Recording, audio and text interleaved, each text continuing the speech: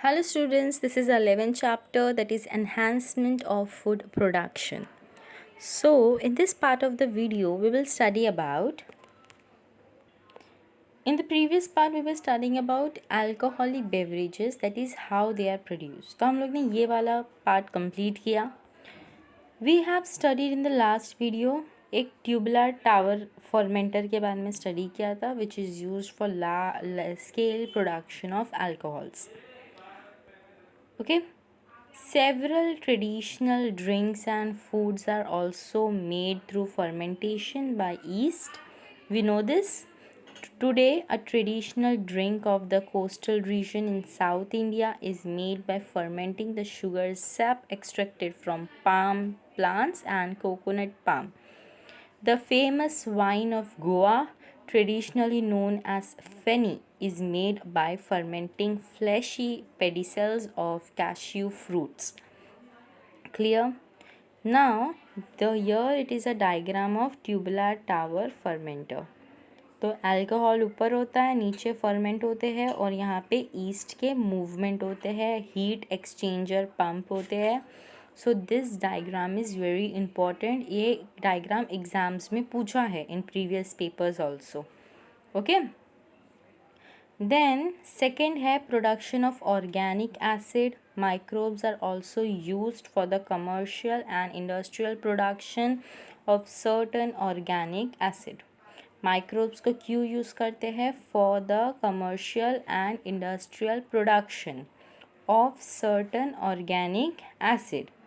This compound can be produced directly from glucose, that is gluconic acid. Glucose में कौन सा acid होता है? ग्लूकोनिक एसिड होता है. और formed as end product from pyruvate और ethanol. Remember the names students. Production of organic acid, हम लोग यहाँ पे ऑर्गेनिक एसिड का प्रोडक्शन कर रहे हैं. तो ऑर्गेनिक एसिड बनाने में भी माइक्रोब्स का यूज़ होता है. And this is used as commercial level also and industrial level also. This compound can be produced directly from glucose.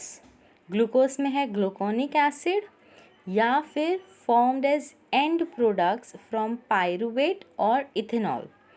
Clear with this? Organic acid और उसका microbe used है. Citric acid में होता है Aspergillus niger. Clear with this? Gluconic acid में होता है Aspergillus niger. Fumaric acid में होता है Rhizopus erisis. फोर्थ है एसिडिक एसिड, जो हमारा विनेगर हम यूज़ करते हैं उसमें होता है Acetobacter aceti. Clear with this? The organic acids are further used variously. For example citric acid is used in confectionery, fumaric acid in resins as wetting agent, and gluconic acid in medicine for solubility of Ca++ ions. ये इसका use बहुत important है. Okay. तो ये इतना छोटा सा लिखा है, बट क्वेश्चन आता है right the uses of following acid. तो सिट्रिक एसिड का यूज़ है कन्वेंशनरी, फ्यूमेरिक का है resins as wetting agent, gluconic acid is used in medicine for solubility of Ca++ ions. Then moving to the next slide, production of vitamins.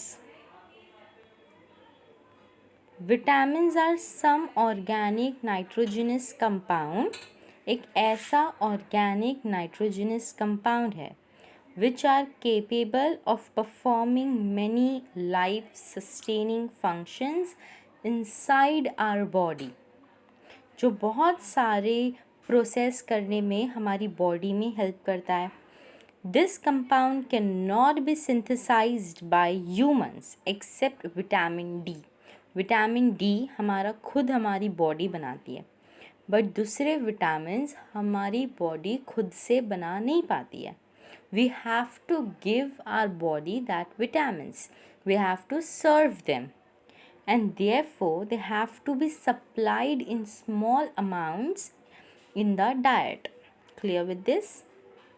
Microbes are capable of synthesizing the vitamins, and hence they can be successfully used for the commercial production of many of the vitamins, that is thiamine, riboflavin, pyridoxine, folic acid, pantothenic acid, biotin acid, vitamin B12, ascorbic acid, beta carotene, provitamin A, ergosterol, provitamin B, D. तो ये सारे vitamins हम लोगों को हमारी body को सर्व करने पड़ते हैं। Clear? Vitamins are manufactured by fermentation using different microbial sources as mentioned below. Name of the vitamins है और ये माइक्रोबियल सोर्सेज है। विटामिन B2 न्यूरोस्पोरा गॉक्सीपाई, और दूसरा माइक्रोब है एरिथ्रोशियम एशिबली।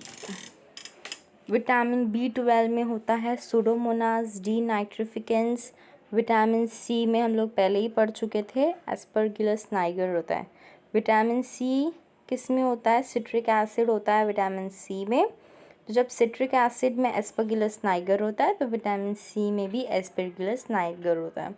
ये जो चार्ट है ना, name of vitamins and microbial sources, this is very important. Clear with the production of vitamins. फिर है production of antibiotics. Antibiotics are probably the most important group of compound synthesized by industrial micro organism. Of course antibiotics are very important. वो हमारी body में fight करती है against harmful bacterias.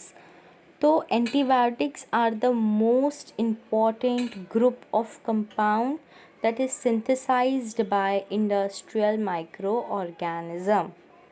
Most antibiotics are secondary metabolites. कुछ secondary metabolites होती है।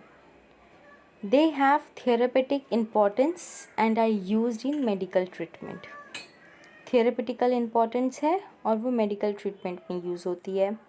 These are produced in small amount by certain microbes. कोई microbes है सर्टनली वो ये प्रोडक्शन का काम करते हैं, जैसे बैक्टीरिया है, फंगाई है, फ्यू अल्गे है, which inhibit growth of other microbial pathogens.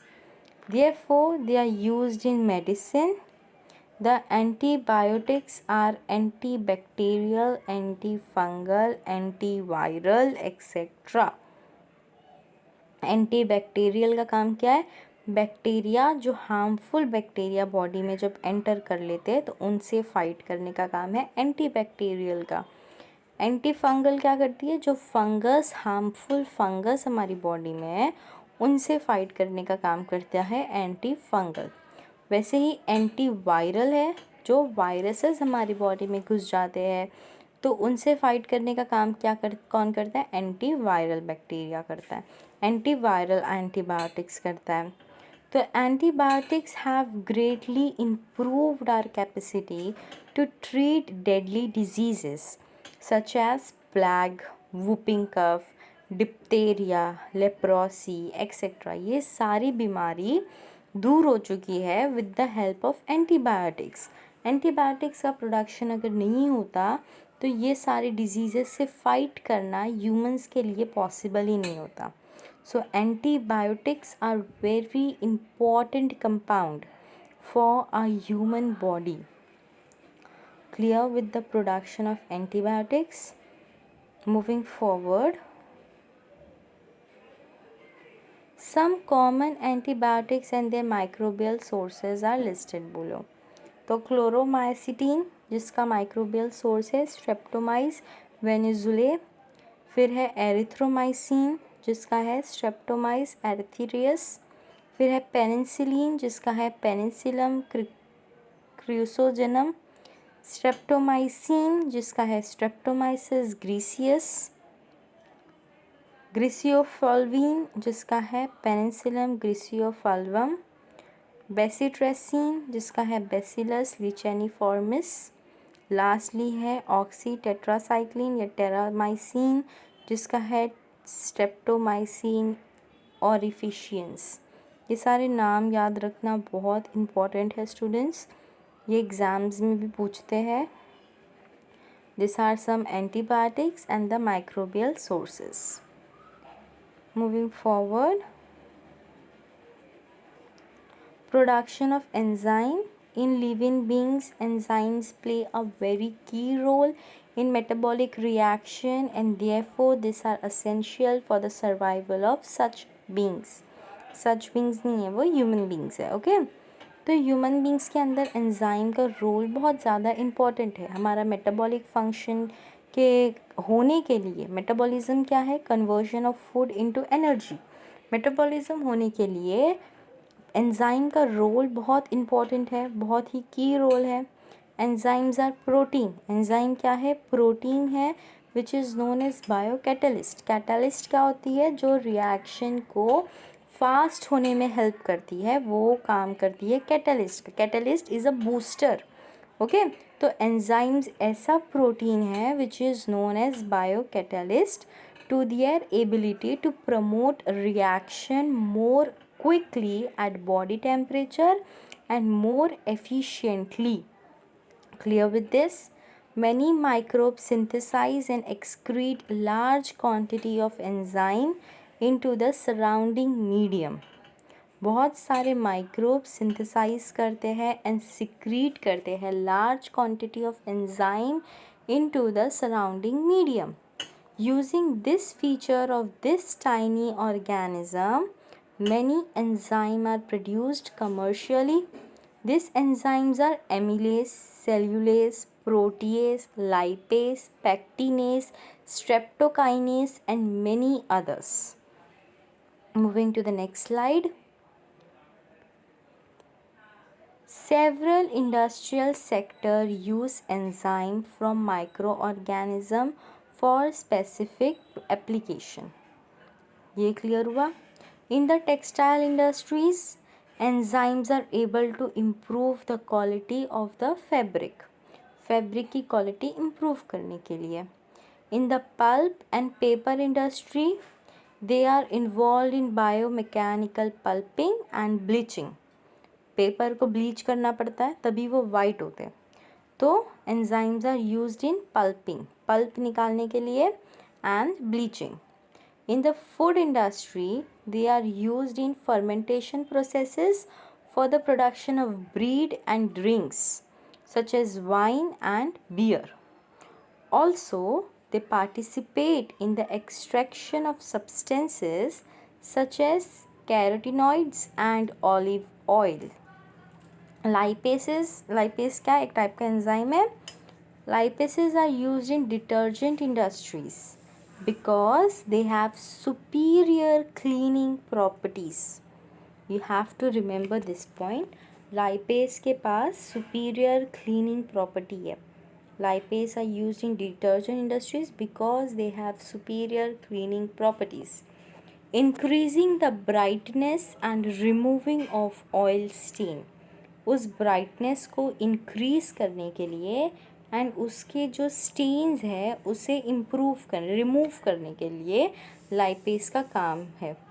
They are also used in cosmetics, animal feed and agricultural industries among others.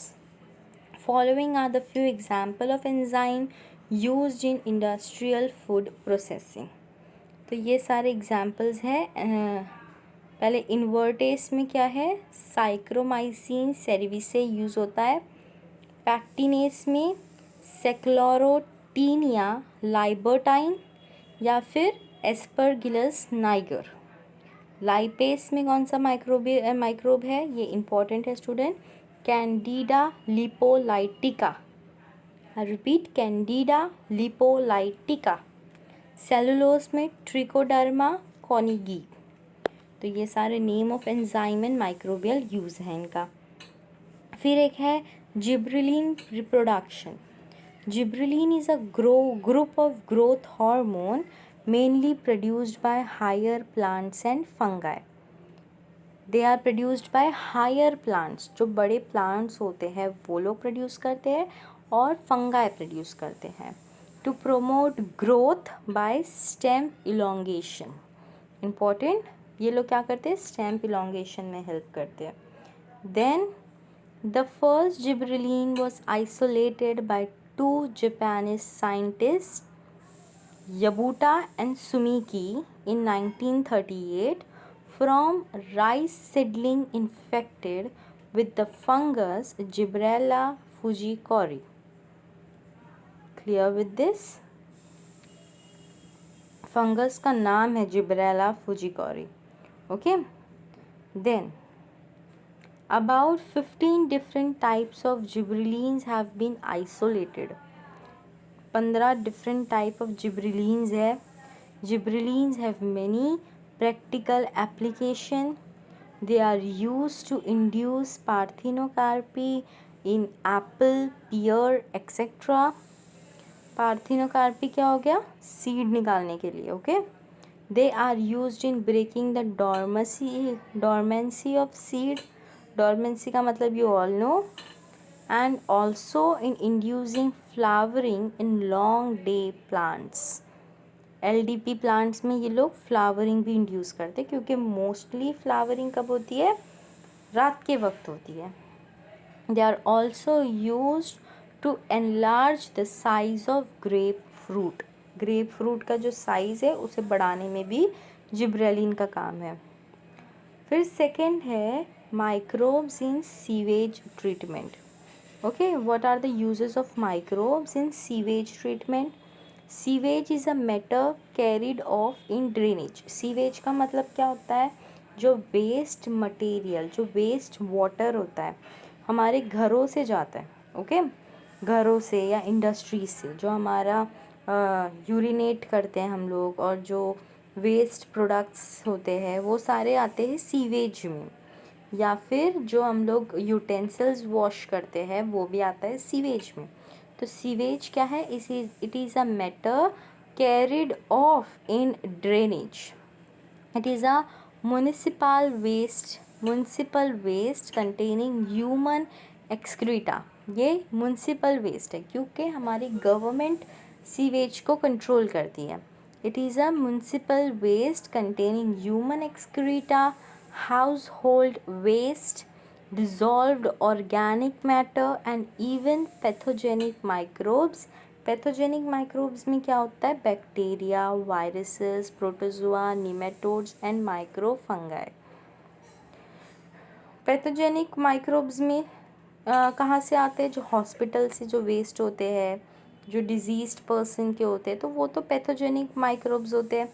तो उसमें बैक्टीरिया भी हो सकता है, वायरसेस भी हो सकता है, माइक्रोफंगाई भी हो सकता है, एक्सेट्रा कुछ भी हो सकता है. So they are called as pathogenic microbes. They also include discharged water from hospital waste, slaughterhouse waste and animal dung, etc.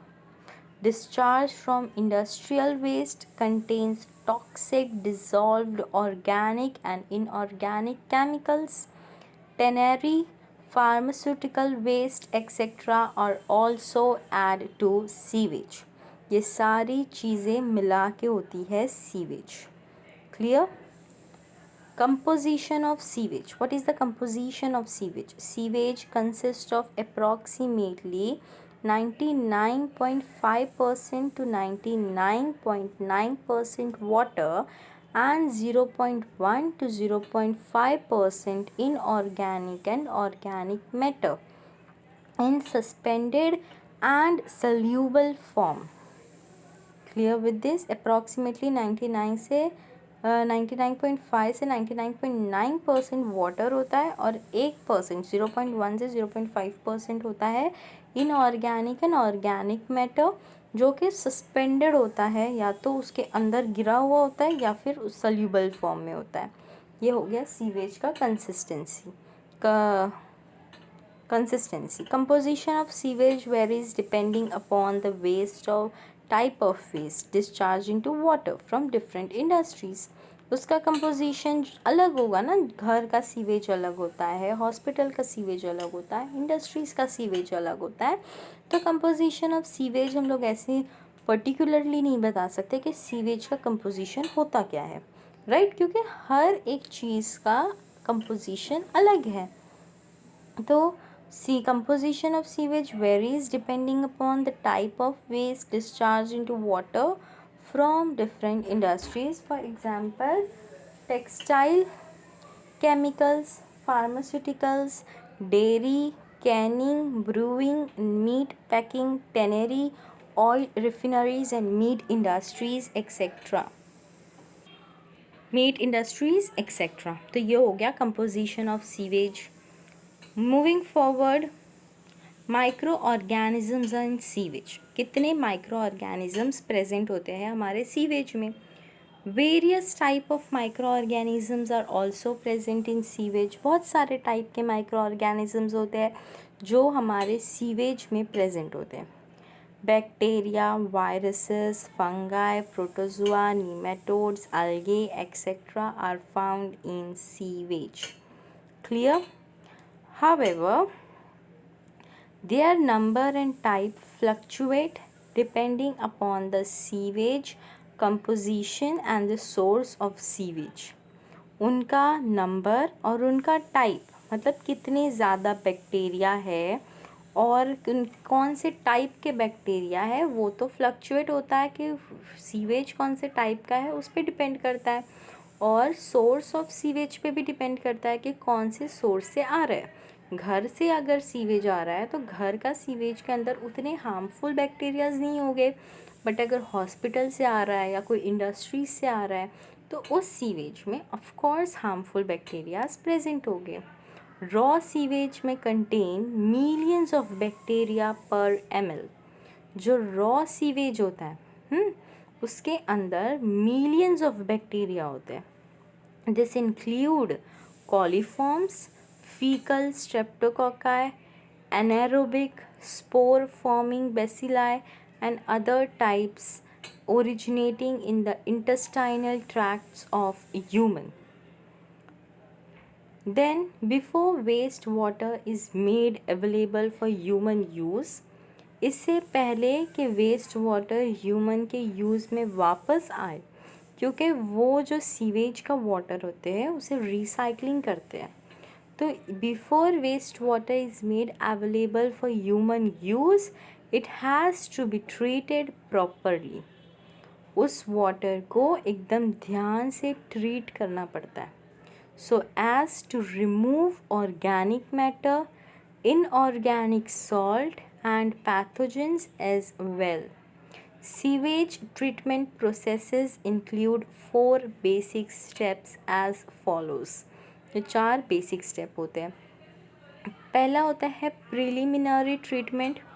Preliminary treatment include screening and grit chamber. Screening में क्या होता है?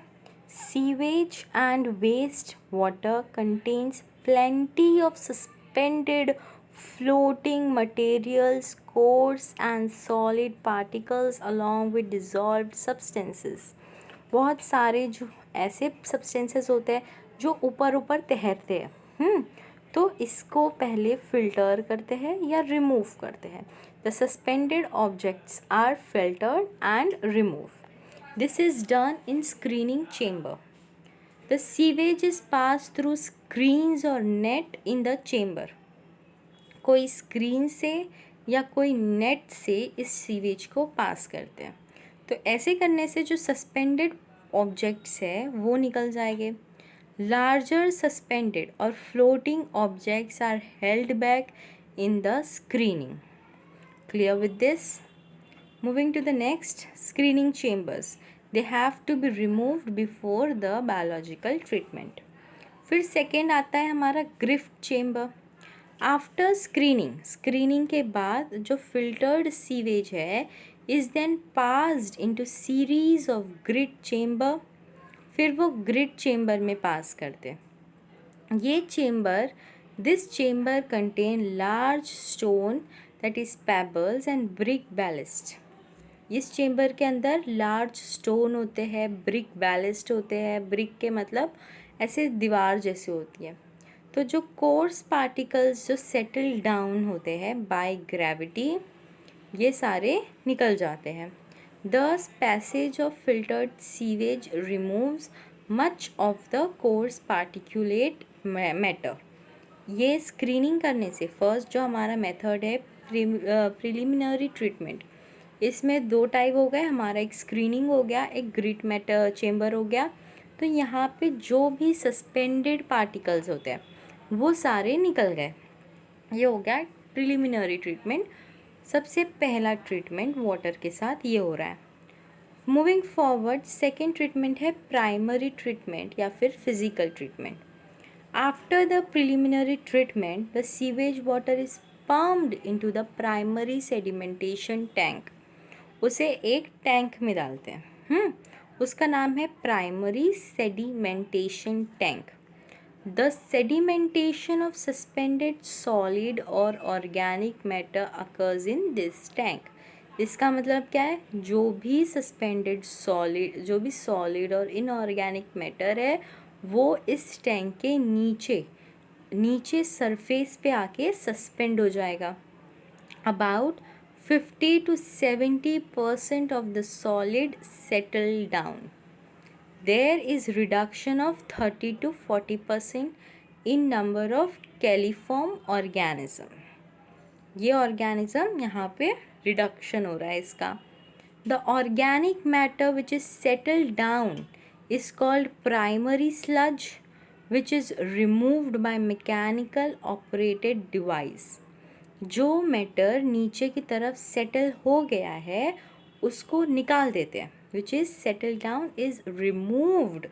उस मैटर को निकाल देते हैं बाय मैकेनिकल ऑपरेटेड डिवाइस। कोई डिवाइस का यूज़ करके उस मैटर को, उस सब्सटेंस को, उस ऑर्गेनिक मैटर को निकाल देते हैं।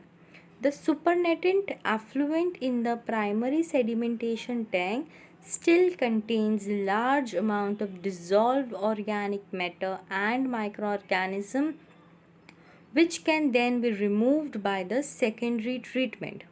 पर अभी भी जो वो वाटर बचा हुआ है ऊपर, उसके अंदर अभी भी बहुत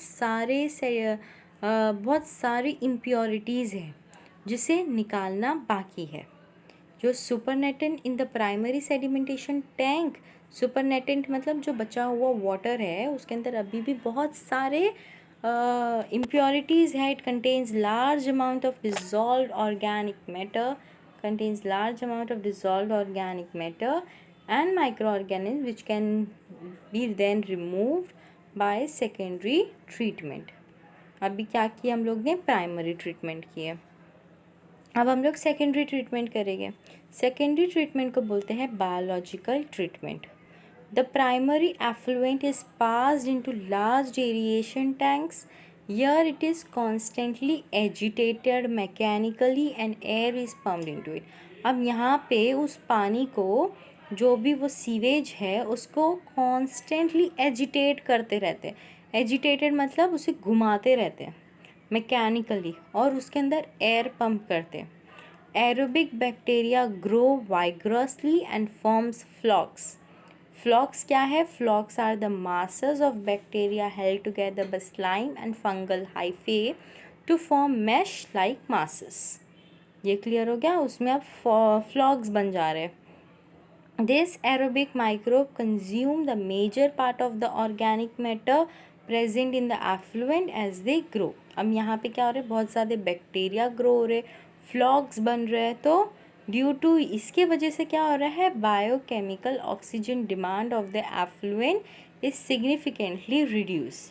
उसका BOD कम हो जाएगा। BOD क्या है? Biochemical oxygen demand.